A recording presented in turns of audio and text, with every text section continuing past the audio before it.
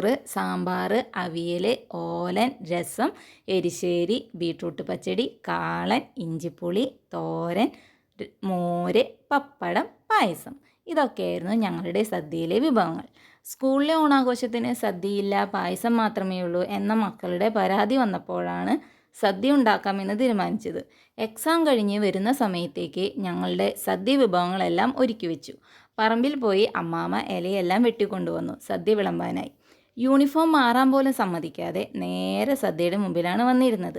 സദ്യ വിളമ്പാനായി അപ്പനും കൂടി എത്തിയതോടെ ഞങ്ങളുടെ ഓണസദ്യ ഉഷാറായി. വിളമ്പുന്ന വിഭവങ്ങളുടെ പേര് പറഞ്ഞ് ഇനി വിളമ്പാൻ പോകുന്ന കറിയുടെ പേര് പറയാൻ പറ്റുമോ എന്നൊക്കെ ചോദിച്ച് ഞങ്ങളുടെ ഓണസദ്യ അപ്പനും മക്കളും ആഘോഷമാക്കി. ഈ കുഴിയുണ്ടാക്കി കാത്തിരിക്കുന്നത് സാമ്പാർ, അതായത് നമ്മുടെ സദ്യയിലെ ജോർജേട്ടൻ വരാനാണ്. പക്ഷേ അവസാനം മാത്രമേ സാമ്പാർ വിളമ്പുള്ളൂ എന്ന് പറഞ്ഞപ്പോൾ ഞങ്ങൾ അങ്ങോട്ട് സാമ്പാറിനുള്ള കാത്തിരിപ്പ് അങ്ങോട്ട് തുടർന്നു. അവസാനം സാമ്പാർ എത്തി, പപ്പടം എത്തി, ഞങ്ങളുടെ സദ്യ ഞങ്ങൾ അങ്ങ് സ്റ്റാർട്ട് ചെയ്തു. എത്ര കറികളുണ്ട് എന്നെല്ലാം എണ്ണി നോക്കി സദ്യയെല്ലാം കഴിച്ച് നാളത്തെ സ്കൂളിലെ ഓണാഘോഷത്തിന് എന്തെല്ലാം ഒരുക്കങ്ങൾ വേണം, എന്തെല്ലാം സാധനങ്ങൾ കൊണ്ടുപോകണം എന്നൊക്കെ വർത്തമാനം പറഞ്ഞ് അവസാനം പായസവും കുടിച്ച് ഞങ്ങളുടെ ഇക്കൊല്ലത്തെ ഓണാഘോഷം ഞങ്ങൾ അടിപൊളിയാക്കി. ടാറ്റ.